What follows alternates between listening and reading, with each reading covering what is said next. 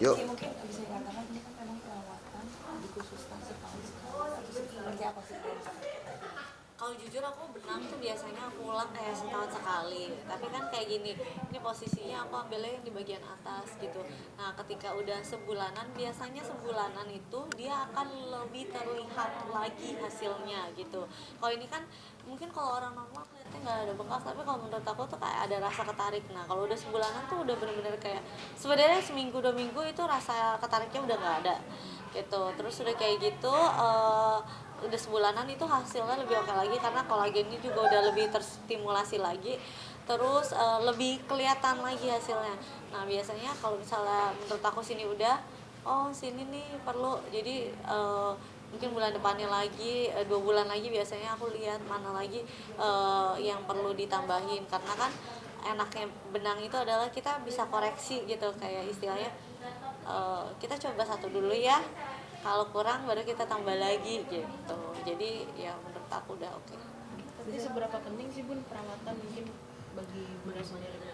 Menurut aku kayak perawatan itu sih penting ya. Satu, kita kadang boleh lah perawatan bukan buat cewek doang kok, buat cowok juga sekarang perawatan gitu.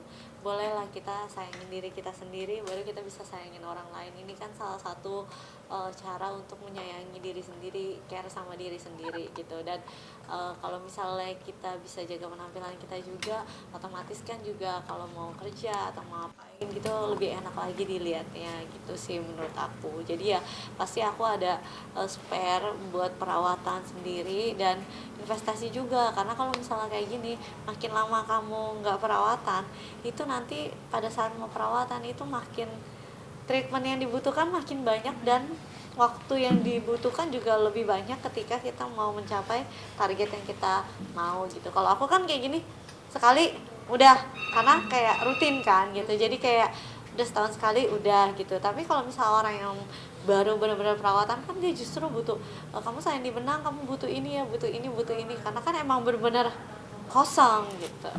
Ada prospek berapa Bun? Berapa Bun? Apa budget sendiri. budget pasti ada lah gitu, maksudnya budget khusus adalah, jadi istilahnya udah kerja capek-capek sisihin dikit, kasihan ya badannya juga minta dikasih jatah uang kayaknya ya buat penampilan menunjang kerjaan lagi nantinya gitu. Tadi kan di bagian sebenarnya apakah memang belakangan sebelumnya kurang pede karena atau seperti apa sih? Sebenarnya kan kadang kalau misalnya kita kerja atau kayak gimana kan kita suka senyum kan ya.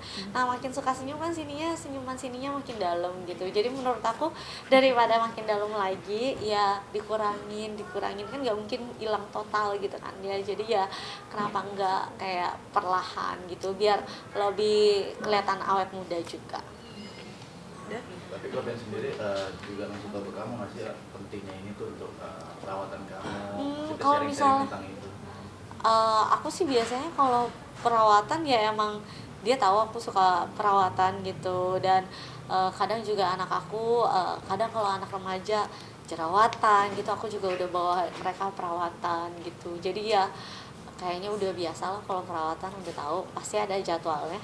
Bun kalau kayak mungkin artis-artis lain ada yang juga milih kayak operasi plastik gitu ya. Kalau Bunda sendiri sama operasi plastik tertarik juga nggak sih? Nah sebenarnya kalau misalnya ini kan apa yang masih bisa dilakukan untuk tidak operasi nggak apa-apa. Aku orangnya open minded buat operasi gitu. Tapi posisinya kayak sekarang aku pun kayak lagi berpikir apakah mau atau tidak, butuh atau tidak gitu loh. Gitu. Kalau misalnya kayak mami aku dia emang udah butuh operasi, ya aku pasti kasih gitu loh. Jadi ya operasi atau enggak menurut aku sesuai dengan ya kebutuhannya aja. Tapi kalau misalnya yang mau downtime-nya yang lebih cepat ya untuk sekarang ya kayak aku habis ini karena mau aktivitas lagi ya aku pasti lebih milihnya menang dulu gitu. Tapi kalau misalnya emang aku melihat oh iya nih udah ada jangka panjang, kayaknya ini udah ada treatment yang nggak bisa dihilangin kayak dari kemarin gitu ya, kayak ada treatment yang aku udah konsultasi sama dokter ternyata nggak bisa dipakein benang baru gitu. Oh iya mungkin ada kepikiran ke sana. Tapi kalau misalnya selagi masih bisa ya kita lakuin yang non surgery.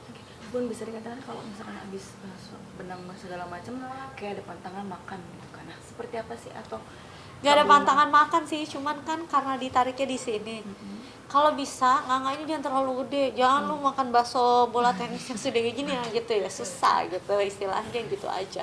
Tapi kalau pantangan so far sih nggak ada. Nggak ada makanan, nggak boleh makan ikan dulu atau makan seafood? Nggak ada sih, kecuali kalau kamu sendiri alergi kali ya. Jadi kayaknya selama ini aku ini nggak ada pantangan gimana. Bunda sedikit kemarin makan China food sama Cici Wedam, seperti apa sih kemarin sendiri gitu kan?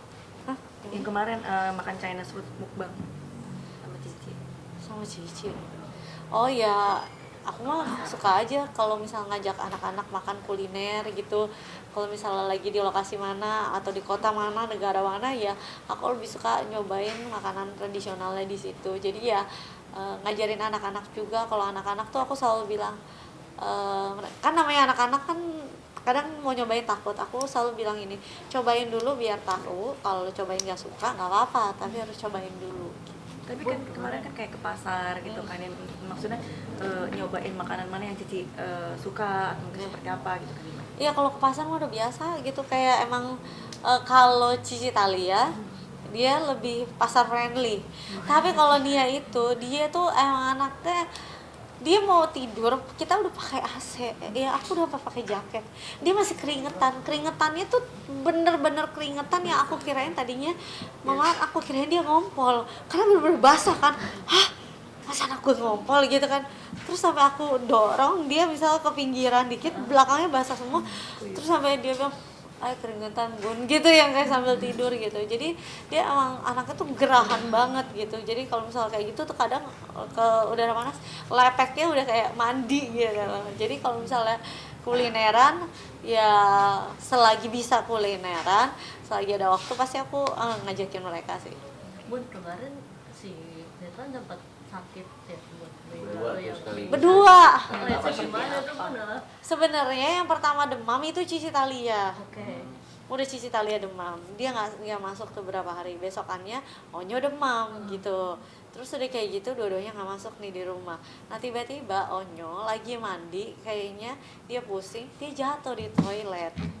Kaget lah aku, takut kena kenapa-napa, langsung bawa ke rumah sakit, CT scan sekalian periksa darah apa ternyata DBD.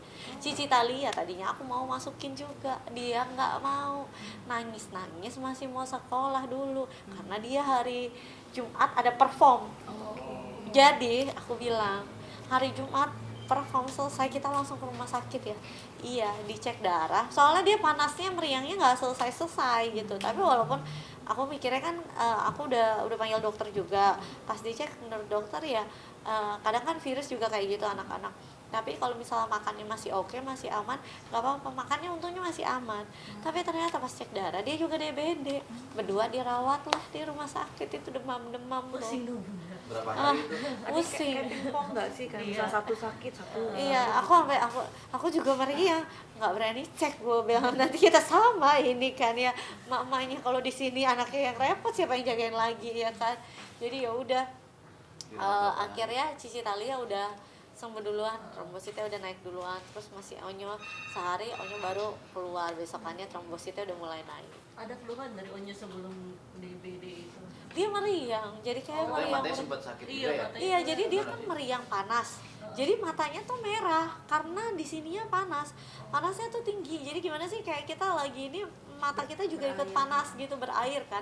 Nah, itu jadi itu yang dia benar-benar nanyain terus, kok aku kayak gini terus ya gitu. Akhirnya dikasih tetesan mata juga karena ternyata karena panas itu mata dia jadi kering. Itu juga jadinya yang menyebabkan mata dia sakit. Berarti after dari kejadian itu rumah langsung di Wah. fogging atau gimana itu? Oh, bukan after. Sekali tahu tes darah ini gue telepon rumah fogging ya. Padahal rumah aku tuh sering di fogging, tapi emang bener-bener nyamuknya tuh lagi parah banget. Aku tuh tiap hari di rumah fogging.